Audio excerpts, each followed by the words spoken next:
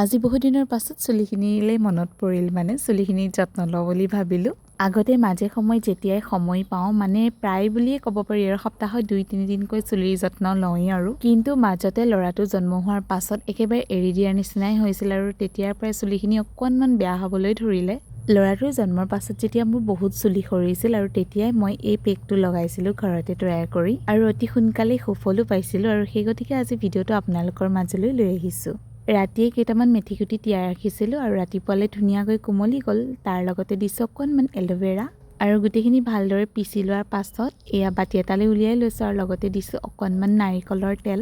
গোটেইখিনি ভালদৰে মিক্স কৰি ল'ব লাগিব আৰু এয়া চুলিখিনি ধুনীয়াকৈ ফনিয়াই লৈছোঁ। মই পিছে এই মিশ্ৰণখিনি লগাই ভালেই পাইছোঁ দেই, আপোনালোকে বা কেনেকুৱা পায় নাজানো। আৰু ধুনীয়াকৈ লগাই লৈ এয়া 1 ঘণ্টামান ৰাখি এয়া চেম্পুৰে ধুই দিলোঁ আৰু চুলিখিনি দেখিছেনে ইমান ধুনীয়া হৈ গ'ল। অকণমান তিতিয়ে আছে বাৰু, ভালকৈ শুকোৱা নাই, আপোনালোকক অকণমান তাকেই দেখুৱাই দিলোঁ। এদিনতে কিন্তু সুফল নাপাব দেই, মাজে সময় কিন্তু লগাই থাকিব লাগিব। আৰু আজিলৈ আহিছোঁ তেনেহ'লে, অন্য এটা ভিডিঅ'ৰ সৈতে আকৌ লগ পাম।